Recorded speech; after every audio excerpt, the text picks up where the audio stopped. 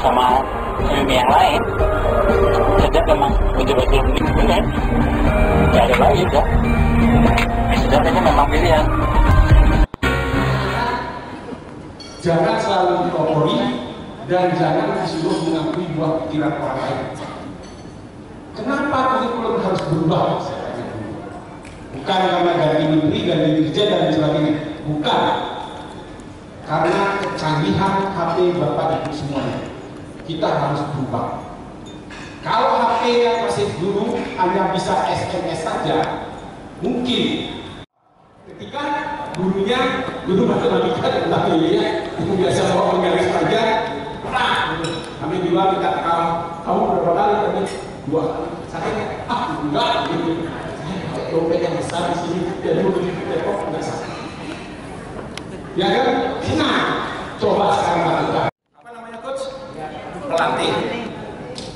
Ketika Bapak Ibu mewawancari seorang siswa, maka terkait dengan masalah inovasi, bahwa kurikulum dari kata kurere itu adalah sebuah hal yang memang kurikulum itu harus berubah. Bukan berarti setiap pergantian menteri itu mesti pergantian kurikulum, enggak. Dimanapun di dunia, di negara manapun, kurikulum itu mesti berubah. Ada yang 10 tahunan, ada yang 15 tahun, dan lain sebagainya, tergantung dari kebijakan pemerintah masing-masing. Mengapa? Kurikulum itu ibaratkan pacuan kuda. Kalau sudah di-finish, ya sudah, harus diganti dengan yang lain. Makanya di dalam menunjang itu, maka inovasi-inovasi menyesuaikan dengan perubahan zaman juga. Sehingga inovasi pembelajaran itu memang bagian dari perubahan kurikulum itu sendiri. Kemudian kita juga harus tahu bahwa setiap zaman ada tokohnya dan setiap tokoh ada zamannya. Sehingga setiap zaman ada kurikulumnya dan setiap kurikulum ada zamannya. Ini menunjukkan memang harus berubah. Itulah yang kita menjadi terinspirasi dari yang namanya Merdeka Belajar. Terima kasih. Inovasi dan lain sebagainya. Sebab hanya dengan inovasi dan kreativitas dia bisa menapak masa depan dengan gemilang. Contoh, Bapak Ibu lihat burger,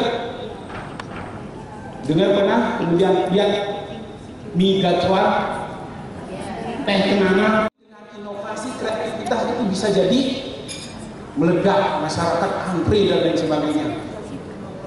Nah, kalau ruang itu Bapak Ibu tutup dan semuanya tersentral kepada Bapak Ibu guru, dia akan bingung. Dia tidak punya inovasi. Perubahan teknologi ini membawa konsekuensi ke bidang-bidang pendidikan juga. Jadi perubahan memang harus berjalan dan perubahan ini salah satunya dimulai dengan kurikulum Merdeka. Kurikulum Merdeka ini kita jangan lihat esensi dari namanya, tapi isi daripada kurikulum itu. Jadi sekarang sudah eranya kita memperlakukan siswa itu benar-benar sebagai siswa yang sebagai subjek kita, ya. Jadi semua kegiatan di sekolah, ya, apapun itu semua harus diarahkan ke peserta didik kita, ya.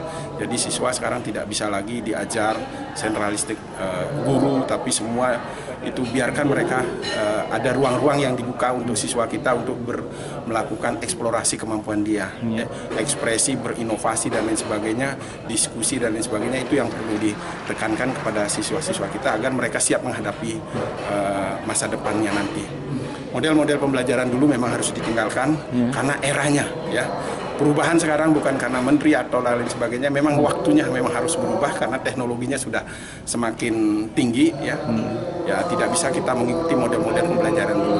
Jadi terobosan pembelajaran sekarang ini diharapkan dengan kurikulum Merdeka ini para guru bisa memiliki inovasi dalam pembelajaran yang mengarahkan peserta didik kita itu sudah bisa, ya. Sudah bisa berkreasi dan lain sebagainya. Untuk pendidikan budi pekerti sendiri, Pak? Itu tadi, ya. Jadi kita menguatkan di dalam kurikulum Merdeka sekali lagi karakter, ya karakter ini kaitannya dengan budi pekerti, itu yang utama, itu landasan semuanya. Jadi itu harus dikuatkan. Jadi sebelum berbicara lebih jauh tentang kurikulum merdeka dan lain sebagainya, maka karakter siswa, budi pekerti siswa kita itu harus dikuatkan. Itu yang paling inti sebenarnya. Nah setelah itu kuat dan lain sebagainya, kita mau kemana, ya sudah, itu biasanya akan leading dan enak dalam pembelajaran ya. Harapannya dari pertemuan ini Bapak? Nah dari pertemuan ini, karena ini banyak juga teman-teman yang tidak belum sebagai sekolah penggerak dan guru penggerak, dengan pertemuan ini kita harapkan mereka dapat pencerahan terkait dengan esensi daripada kurikulum merdeka. Karena banyak hal yang tidak dipahami secara jelas terkait kurikulum merdeka. Banyak orang hanya memperdebatkan namanya tapi tidak melihat esensi daripada kurikulum merdeka itu sendiri. Kurikulum merdeka ini adalah kurikulum, seperti katakan Pak Menteri, adalah independen.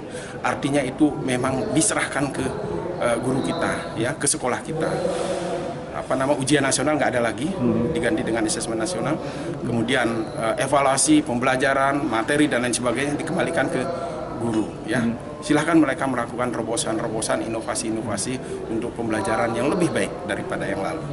Baik, terima kasih ya Pak. Ya.